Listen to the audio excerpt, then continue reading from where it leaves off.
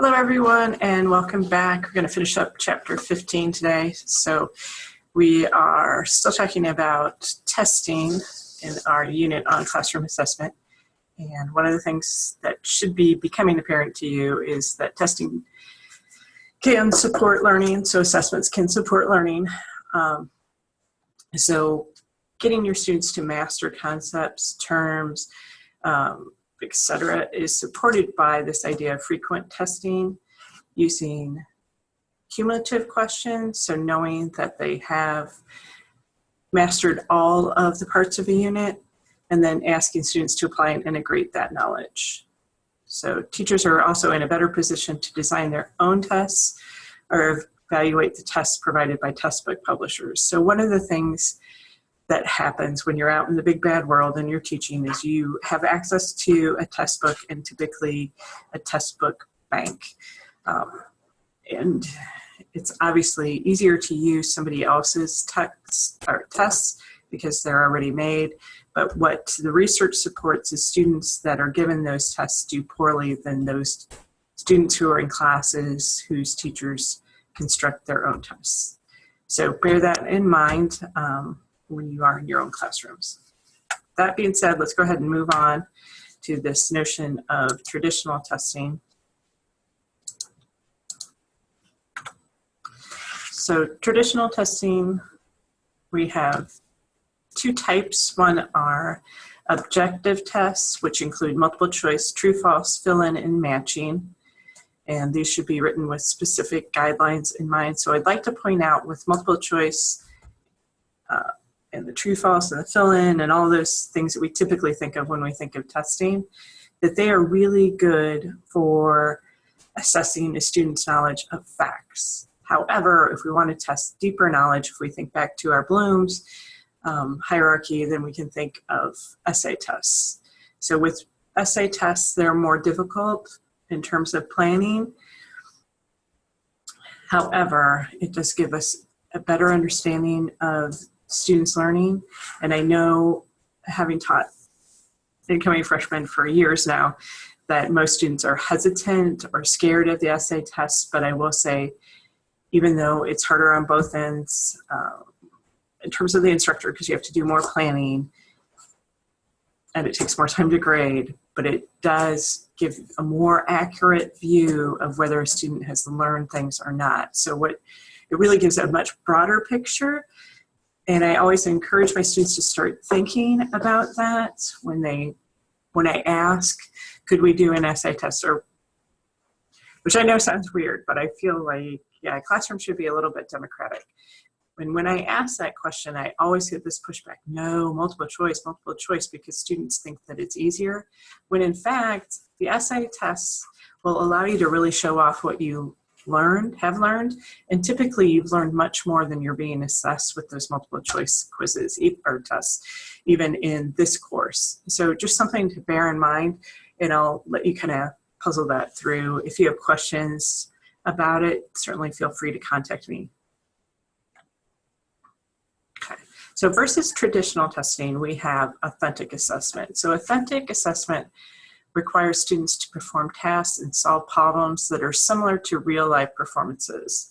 So these would be things like doing a lab, building an airplane, building a robot.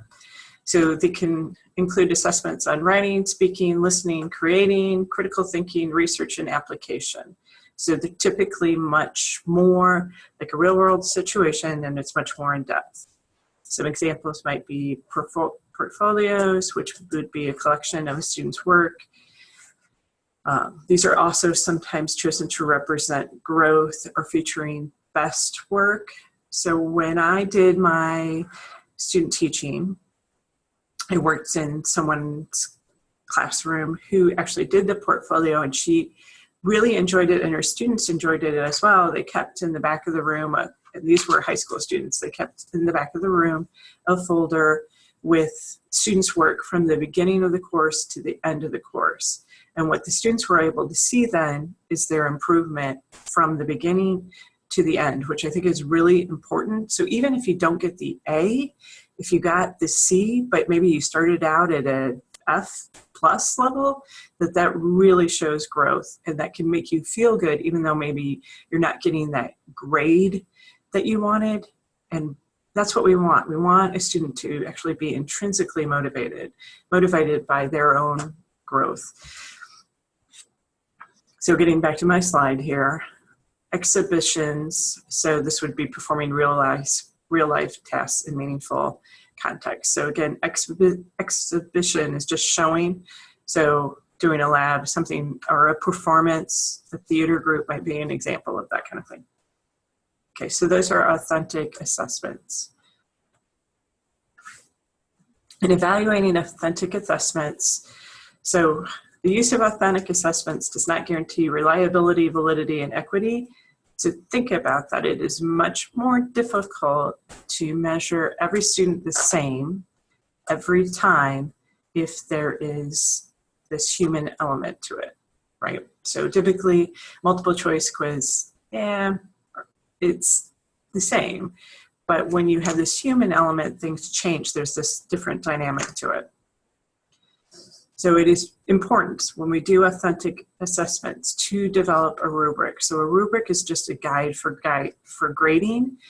And I do use them simply because it eliminates subjectivity. Otherwise, what happens is you sit down, you have a pile of essays, and you start with the first one, and even if you cover up the student's name, you're still subject to a certain amount of just your own thinking. So when you establish the rubric, then you're measuring everybody by the same measures. If you don't do it, there's this chance, and actually a pretty good chance, that you're going to start putting in too much of yourself. So if you, for instance, maybe you reject a student's position on a certain topic, so that can feed into your beliefs about their paper. So it's very important to establish the rubric. I'm measuring them on these things. And I also think that it's important for the students to understand that they have a rubric that they can follow along, so they know exactly what you're looking for. I think that really becomes a problem, and something that you probably experienced, if not here at Iowa, but you may have experienced it in high school, where you really weren't sure what the instructor wanted, and so you did your best shot, but you felt like you were shooting in the dark. And we really would be at our best behavior as instructors if we always provided the rubric ahead of time.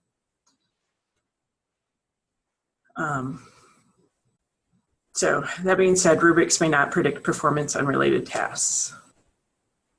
Also, with authentic assessments, minority group students may be at a disadvantage due to the rater bias, so the rater being the instructor, because of appearance, speech, or behavior. So even though we like to think, oh, yes, I'm going to appreciate the African-American dialect, or I'm going to, appreciate that a student comes from a lower socioeconomic status. However, when we are evaluating an overall picture, our own conceptions of what we believe to be right, which may sound odd, but think about that. So we believe there is a standard of English, and when somebody deviates from that, there may be bells going off in our head the entire time. Oh, well, they don't even understand English. They don't know how to do that right. So those kinds of things can easily creep in. So again, I feel, and I know, a rubric is going to be your best bet for providing some kind of equity in assessment. But again, that being said, it's still really difficult when you're evaluating the performance. Just things to be aware of. Okay. Just another note in terms of authentic classroom assessments. So we can use informal assessments. So we can use ungraded or formative assessments to again, just measure, see how they're doing. And again, these formative assessments are designed to help teachers make instructional decisions. So should we move forward or not? Do we need to go back? Did I not address that well? I need to reteach, reload, get them going.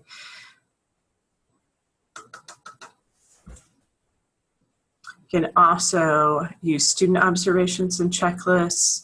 some forms of questioning, some self-assessment. So I think that can be really important, especially if we are hoping to help a student develop their own metacognition and self-regulated learning, that we want to get them to start thinking about what they're thinking and thinking about what they're doing. That being said, so I had stated at the beginning of the last lecture that this was going to be a lecture with a response log built into it. This is not something you need to turn in, it's simply for you. So what I want you to do here is to think of 3 examples of when it would be preferable to use authentic assessment and 3 examples of when it would be better to use traditional paper and pencil tests. So this is just to spur you to start thinking about, hey, there's a toolbox that I use as an instructor, and I can pull this out when it's appropriate, or I can pull this out when it's appropriate, and to really start thinking and honing in, even though I know you guys might be years away. These concepts are so important in being a good instructor. So we'll let you think about that for a second and move on. So my suggestion may be here to write them down if I'm not giving you enough time to think it out fully. So probably not, because I want to move forward, and I don't think you want to spend an hour and 50 minutes listening to these lectures. All right, so the next thing we want to talk about is standard tests. And as we bring this course to a close, I would definitely feel remiss if we didn't address this subject. So standardized tests are normative. That is, they measure individual performance against a norm or a group standard. And this is versus criterion testing, which measures whether or not they have achieved an objective. So there are inherent problems with the concept. Measuring ourselves against others is not particularly motivating. If you've ever been compared to a sibling, you'll definitely understand why that is true. But certainly know that this type of comparison is not especially fair or even equitable. So I may have a great background in my biochemistry, and I may be able to sail through a course, but students studying next to me may have very little. Maybe a non-traditional student who's coming back to school at age 40 and really has no background, and they got to really struggle and work really hard. And so when we apply standardized tests, we're not really taking student differences into account.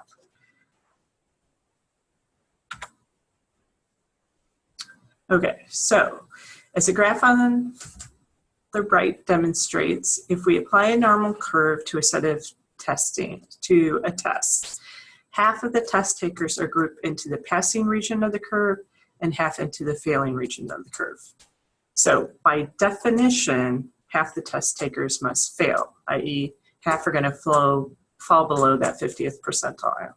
So that alone causes motivational issues for students, right? So I don't know about you, but I never want to be in that bottom 50, but yet if I look around a classroom, and I wouldn't want my friends to be there either, but I look around the classroom and I know that half of my fellow students are going to fail.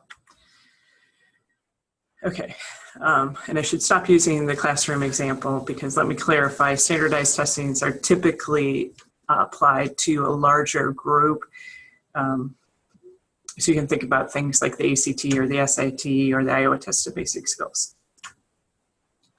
So some things that we want to think about in terms of standardized testing are how the information, the data, is then reported back to the student and their parents. So thinking about things like percentile ranking. So again, if you're familiar with Iowa Test of Basic Skills or the ACT, and you've seen these reports and maybe not fully understood them yourself, so we're going to take a minute here and talk about that. The percentile rank, so for example, percentile ranks indicate the percentage of others who scored at or below an individual score. So a percentile rank of 99 means that 99% of the people tested at or below the same score. So it should be noted that differences of a few points can result in big ranking differences in the middle of the scale. So right in that 68.2%, that part right in the middle. But at the fringes, at the highest and lowest on the scale, this is much less of a problem. So moving on, the grade equivalent scores indicate how closely a student's performance matches average scores for a given grade. So grade equivalent scores, this would be something where you say performing at second grade level, performing at third grade level. So a second grader who scores at it is important to note, and that's a pretty simple concept. I'm sure that most of you have seen those. There's, sorry, just a caution on the grade equivalent scores. A second grader who scores at a 10th grade level is only being measured on second grade readings. So they are just scoring that far above other second graders, right? Other second graders reading at a second grade level. It is a norm reference scale, but they have not been tested on reading at an actual 10th grade level. So it doesn't mean, oh, they should skip a grade, they should go up tons of grades, they're so smart. Yes, they're obviously doing quite well. However, it doesn't mean that they're actually ready to read at a 10th grade level. It just means that they're doing that much better than their peers. So their peers might not be doing that great. So we don't really know that that is a situation where the student should be advanced. Okay, so standard scores. Standard scores are based on standard deviation, so i.e. the normal curve, just as we have pictured here. And there are a few different types in this category. One is the T-score, which is a standard score with a mean of 50 and a standard deviation of 10. So I have that presented in the little graph over to the right. So you can see the T-scores, they're the third line down. Z-score is a standard score indicating the number of standard deviations above or below the mean. So that a particular score might be something like a -1 or +1, a -2 or +2. And then lastly, we have the staining or the standard 9 scores. And these are whole number scores from 1 to 9, each representing a range of raw scores. So the mean is a 5, just as is pictured here, right? So if you look over to the right, you can see that. And the standard deviation is 2. And that's all I wanted to cover in terms of these scorings, but it is something that you should definitely understand as an instructor. So imagine that you are a 5th grade teacher, for example, and you have parents that have questions about their students' Iowa Tested Basic Skills. You need to be able to explain the scoring to them. So doubtlessly this will come up again for you, but I just wanted to make sure that we did cover it, at least in some small amount of detail. So standardized tests using high stakes well. So standardized tests should match content standards. They should also be a part of a larger assessment plan. They should test complex thinking. So ideally, not only would there be a multiple choice, but some essay component as well. I will say that some multiple choice tests are designed to test complex thinking. It is my personal opinion that that tends to fail. Multiple choice is really not the best venue for that. So we can think about the assessments in this particular course as an indicator of how that might be true. So you might have very valid reasoning in how you respond to some of those questions, but it's not being captured in your answer. So there's only one answer, even though your thinking might be right on track and you might have all the concepts down, but maybe you read the question and interpreted it a little bit differently, but there's no way for me to understand how that transpired. I can't see your brain into your mind. I can't, and especially in this course where we're in an online situation, I have no way of knowing that. So there is a limitation with what we should be able to expect from a multiple choice quiz. So high stakes tests should provide alternative assessment strategies. They should provide opportunities for retesting. So it shouldn't be just a one-shot deal. What if a student's sick? If you're sick the whole week of the Iowa Test of Basic Skills, or you're sick the day that you take the ACT, it can have a huge impact on how your scores turn out.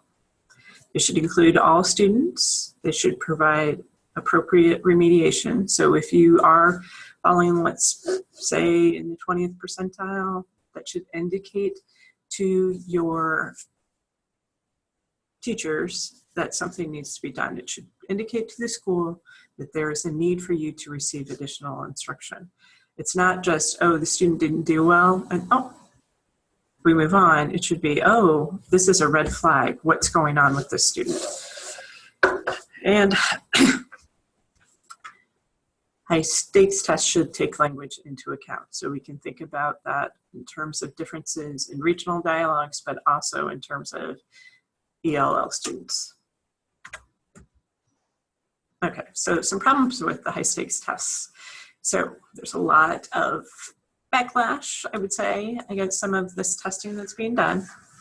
And some of the concerns are it narrows the curriculum. So we tend to start, because so much emphasis is put on the results of these tests, we start to think, oh, we should only teach this because what really matters is the student scores. But no, what really matters is the student. The student itself is what should be driving, his or herself should be driving education. High stakes tests take up valuable instruction time. So I remember, again, I want to say it took 2 weeks to do the Iowa Test of Basic Skills. 2 tests, or 2 weeks. 2 weeks of instructional time just spent filling in little circles.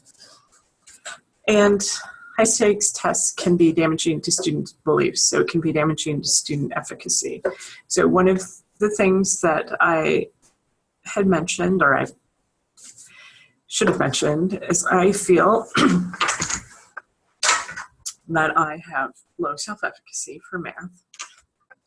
And part of that stems from some comments that were made to me by teachers, but some of it stems from looking at my scores on things like the Iowa Test of Basic Skills. So typically, and without writing, and take it as you will, I will score in somewhere above the 90th percentile and anything that has to do with language and people, and much, much lower in math and science. And so I just developed this thinking that I just was not good at those things. And that may be true. I might not be particularly gifted in them, but I can do them. And so one of my thoughts is I may have some form of dysgraphia that was never addressed, but it should have been. If you think about that, and I'm just going to share with you, so 99 percentile on these language components, right? So language, social sciences, I can't even remember what all the tests are, but then I know that on the math and science, the quantitative things, it would be like 55, maybe 60 percentile.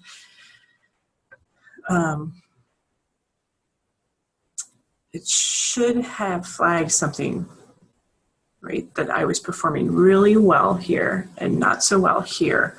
And so my concern is for myself that never got addressed. And I think that in today's society, we may be better able to see that, and certainly want to plant that in your mind that if you see huge discrepancies in student scoring, that it may indicate that there's some underlying learning disability. Okay, so I'm going to move on because this class is not about me, it's about you. Okay, so another component of standardized testing is teaching test taking. And we know that performance can be improved with experience in training and study skills and problem solvings.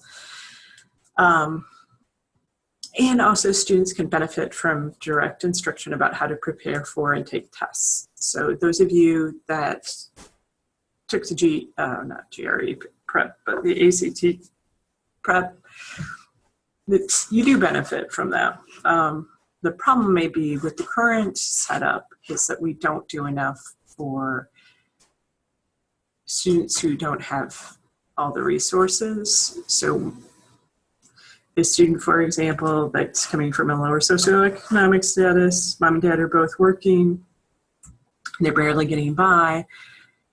Mom and dad don't know anything about the ACT. They don't know that a student might or would benefit from the GRE prep, and they don't have the extra money anyway.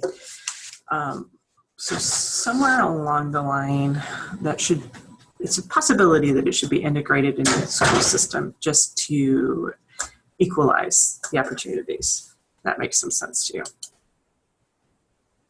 Okay, so there are some current issues in testing, and if you're a member of Facebook, you've probably seen some of this. We should have a handle on it anyway, at least your parents will. So current issues in testing, the role and interpretation of tests. So what are we using the tests for? Are we actually able to understand the test results? Do we understand the scoring?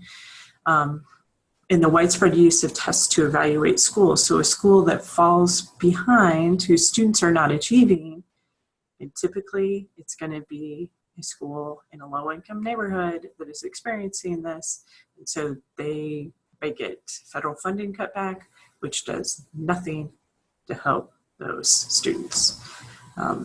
It's designed, the intent was, okay, we're going to set this bar and everybody's going to meet it.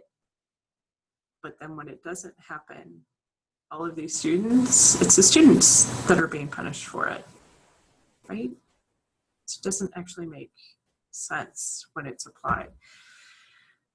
And related to that, problems with the accountability based on test scores, and then testing of teachers. So we know that there's a lot of testing involved in becoming a teacher, maintaining teaching certification.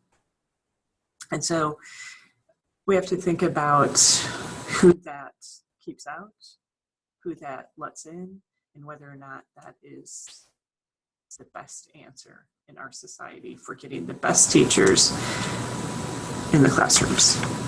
Okay. So, thinking about this, what's the deal with testing? As a society, we like numbers. We've talked about this before when we talked about how we measure intelligence. In other words, if something can be quantified, it is viewed as more valid or more scientific, and that's the logic and reasoning that we value in our society. If it cannot be quantified, then we tend to view it with suspicion. So, we like things that can be quantified. So multiple choice, true, false, all that easy to quantify.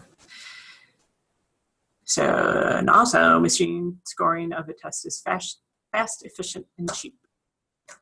Whereas hand scoring, which is what is required of something like an essay, is slow, time consuming, and very expensive. So you have to hire an expert to come in and grade those sections. And it takes them a while. It's not like going down a row and just, come on, we don't even do that anymore. I'm sorry. It's not like you just feed it into a machine and it spits it out on the other end. This is somebody sitting down, they have a pile, they go through, they read, they check. And we don't do that anymore either. I was just thinking that all of those tests have now been computerized, so they're sitting at a screen, checking. So probably some problems with that too, in terms of there is a comprehension difference for most readers when they read like this versus reading like this. Because we're taught to read from a text, right? And then when we move to a computer screen, it's typically our experiences there are shorter term, and we tend to bounce from thing to thing. We're looking for information and scanning the page, whereas when we're reading a text, we're reading for depth of understanding, or at least we should be. So having scorers read from a screen is going to influence how they score or how they perceive things. Just an interesting side note. Here's your reflective questions from this section. Should states use standardized tests to determine which teachers should be allowed to be certified? Also, ACT and SAT scores correlate highly with college grades. Is the practice of using these tests as a basis of admission fair? So you can think about some of the things that I've talked about today. And this last one, I feel like you could skip, but I'm gonna, since I put it up, I'll talk about it. So GRE and admission to a doctoral program. So the GRE is the Graduate Records Examination. It is the test to see whether or not you have the skills to be a graduate student. And is that fair? So things to think about. So moving on, and we've already briefly talked about this, but we're going to spend some time talking about the differences between norm reference and criterion reference tests. So norm reference testing is performance compared to an average performance of others. They often cover a wide range of general objectives. They do not tell if students are ready for advanced material. They only measure what has been learned. And they are not appropriate for effective and psychomotor objectives. So emotion and psychomotor.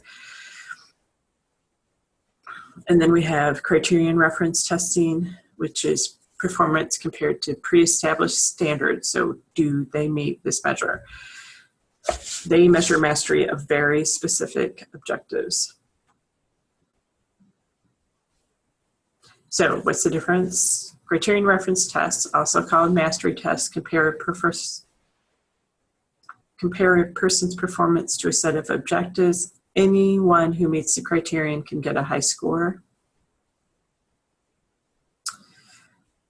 Everyone knows what the benchmark's objectives are and can attain mastery to meet them. So again, it's possible for all test takers to achieve 100% mastery. With norm reference tests compare an individual's performance with the performance of others. So again, we can think of the standardized tests. They are designed to yield a normal curve, right, or bell-shaped curve, with 50% of the test takers scoring above the 50th percentile. So 50 on this half, 50 on that half. So half the test takers must pass and half the test takers must fail. So test takers design the tests with questions that most people will get incorrect. If too many people get a question correct or too many score well, then test questions are thrown out until they achieve a normal curve.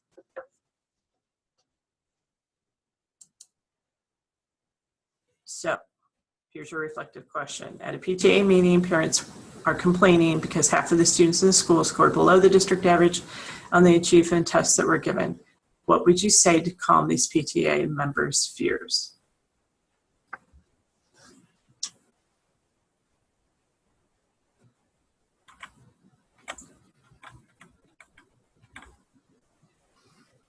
So with norm reference, again, compare to a group of people who have taken the tests, the norm group.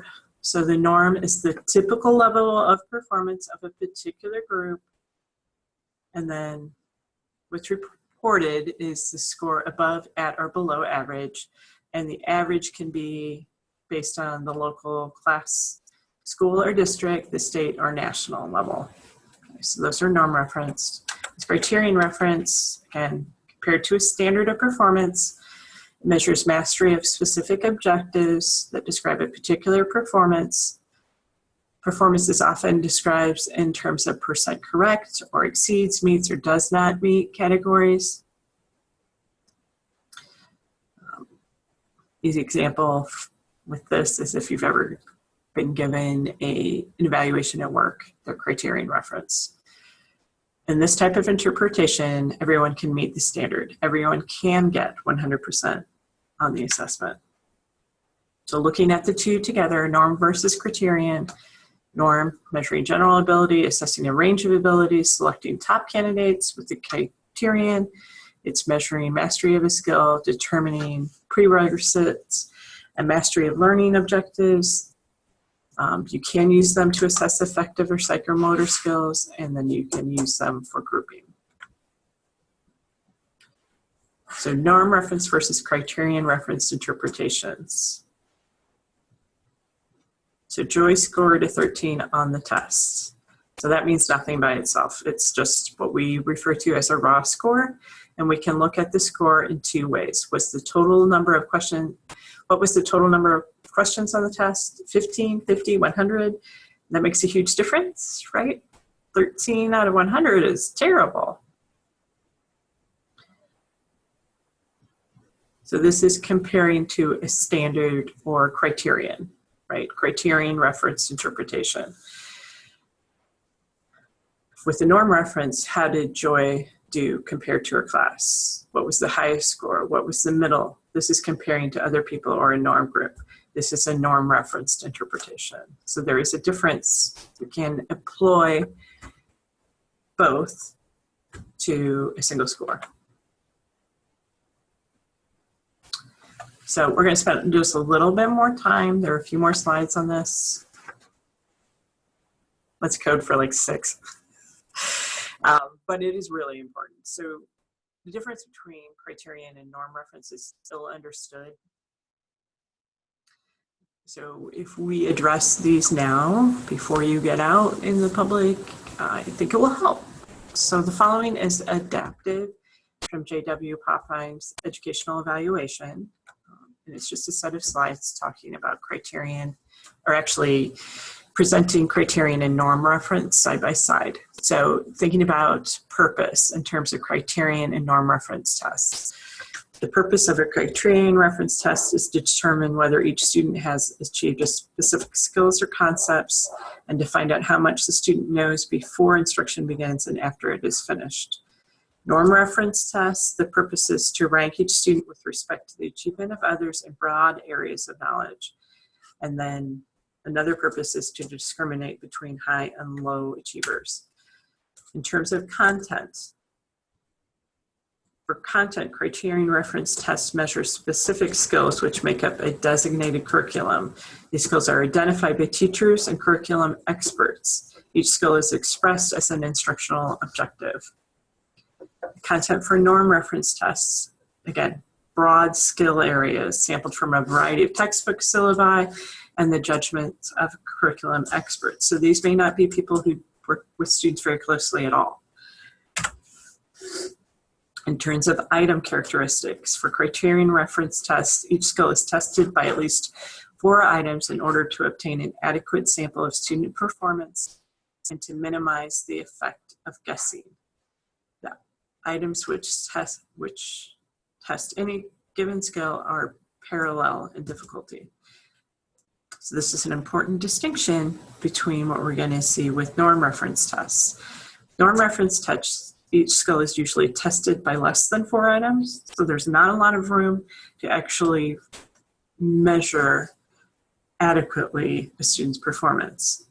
Items vary in difficulty. And typically what you'll see for a lot of tests, it starts out at one level and it gets increasingly more difficult. Items are selected that discriminate between high and low achievers. Score interpretation. Score interpretation for criterion reference tests. Each individual is compared with a preset standard for acceptable achievement. The performance of other examinees is irrelevant, so it doesn't matter how Johnny down the street did. It only matters how you did. The student score is usually expressed as a percentage, and student achievement is reported for additional skills. With the norm reference test, each individual is compared with other examinees and assigned a score, usually expressed as a percentile, a grade equivalent score, or a stymine, right? So we already talked about those. If you need to, go back, review, make sure you understand the differences between those 3 and what they say. And then also with norm reference tests and score interpretation, student achievement is reported for broad skill areas, although some norm reference tests do not report student achievement for individual skills. So it might just be one score, one composite score. Okay, moving on, talking about some other types of testing. So we're leaving standardized tests, and now we're talking about some other types of testing. And there are three here. One is achievement tests, and they answer the question, what has been learned? Aptitude tests answer the question, how will the student do in the future? And diagnostic tests answer the question, what are this student's strengths and weaknesses? So again, if you can think back to the beginning of the first lecture, diagnostic tests would be done before instruction or at the very beginning of an instructional unit. So that being said, what type of tests would be the most appropriate in the following situations? One, a teacher wants to know how her biology class performs in comparison with classes from other high schools. So achievement tests, right? You're looking for a comparison, so we want to be looking at how we're doing in comparison to others, sorry. Two, a student is being evaluated to see if she should be placed in a low ability class. So that would be a diagnostic test. Three, a teacher wants to know which 8th grade students would be most likely to succeed in freshman algebra and which should take the 9th grade math. So this would be a good application for an aptitude test. So how will they do in the future? Have they achieved these skill levels? So an example of that might be the SAT. And then fourth scenario, a 3rd grade student is having difficulty reading and the teacher wants to know the specific skills for which he needs remedial help. And so in that instance, we would be using a diagnostic test. Okay, so we're gonna leave testing now. We're moving on to grading. So we have tests, norm reference tests, and we have criterion reference tests. And now we're going to talk about norm reference grading and criterion reference grading. So the only difference being, right, what do we assign, how do we give an ultimate report for the student at the end of the semester or the end of the year. So norm reference grading is student standing compared to other students. So again, it's the norm, right? In comparison to the norm that's been established. So norm reference grading may be something like grading on the curve, and it is not recommended, and we'll talk about why in a couple of slides. And then criterion reference grading usually indicate how well the individual student has met each of several objectives. Okay, so I have over on the right some examples of how we might be thinking in our interpretation of grading. So relative scale versus an absolute scale. Okay, so you can read through that on your own. It may be helpful in keeping the differences straight, or how, not differences, because I feel like that's pretty easy. It should be at this point, but that it might give you clearer thinking in terms of how it works in real life. Okay, so effects of grading. Thinking about, should we hold students back, which is a big question. It's been a big question for as long as I've been on this earth. And so the value of failing, let's think about that. So failing a student, holding a student back for a grade, we can think about that and think some failure may be positive if appropriate feedback is provided. If we just fail a student and we do nothing about it, we're not helping anyone. Okay, we're just leaving them. We're letting them languish. However, the opposite of that, the retention, not opposite. So retaining a student, right? Keeping them, holding the student back. It is affiliated with dropout, low self-esteem, and lack of job opportunities. So I think the message that's being sent to students when we hold them back is that they're not good enough. So they tend to start thinking about it in terms of ability. And so it is super important to think about this idea of appropriate feedback. So the idea has always been it's better to promote, but to provide extra support. So go ahead and let them go to the next grade, but then in the next grade, they need the additional support. There's lots of opinions about that, lots of research on it. And I will let you kind of hash that out for yourselves. So grading, grades and motivation. So grades are associated with increased learning when written or oral feedback includes specific comments and suggestions for improvement. So it is extremely important that when we provide feedback, that it is clear, it's direct. So not just broad feedback, but here in this sentence, when you do this, it should, here's another way that you could have done it and why. And I think this is really important too, thinking back on my own experiences. It is really important to not just make the correction, not just put the semicolon in there, but to explain why that semicolon is better. Okay, does that make some sense? So I tend to think in terms of language development, but certainly math would be the same way. So explaining why we needed to use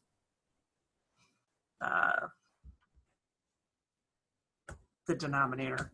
It's probably a really lame example, but it's the only math term I could come up with at that moment. And why that works versus why it doesn't. Explaining relationships between numbers. And so that is one component of math that I feel doesn't get addressed enough. So, grades and motivation. Grades can encourage students' motivation if they are tied to meaningful learning. So they need to know it's not just a grade, it means something to them. It is something that they have done. It is something that they can do. Okay, so communication within the schools is so important, and I feel like under addressed.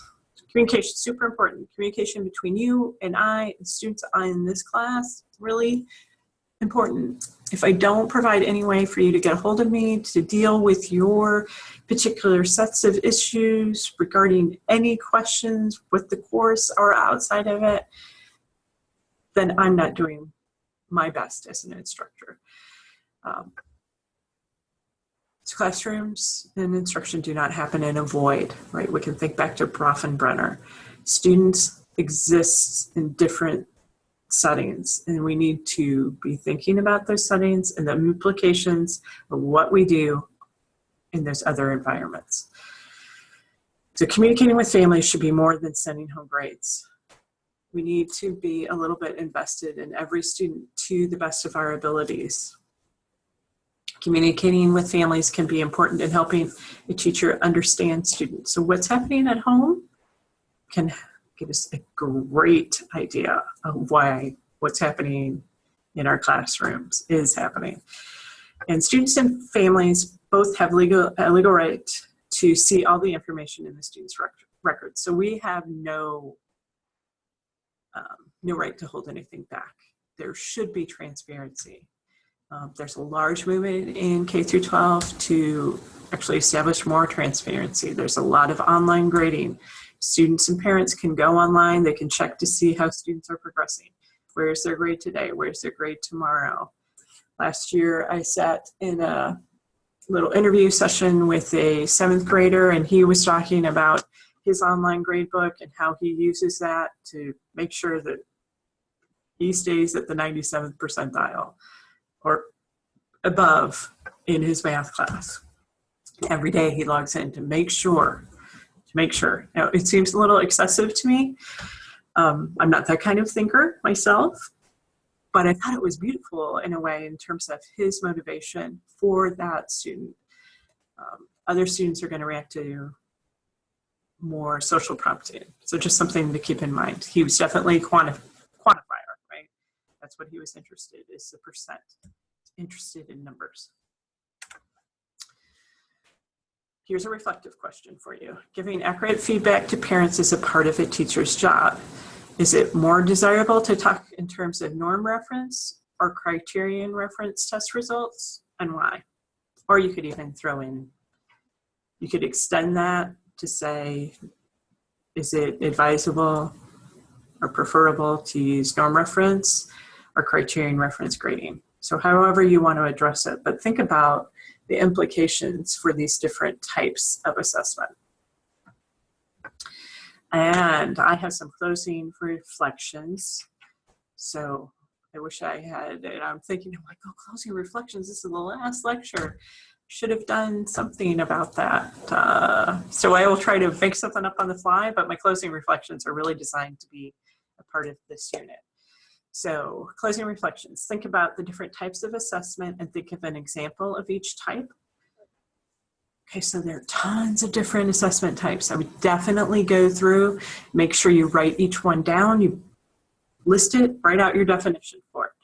Describe how formative assessment properly executed would develop student motivation and efficacy, right? So why would it be important to get some idea of how a student is doing and for them to see how they're doing?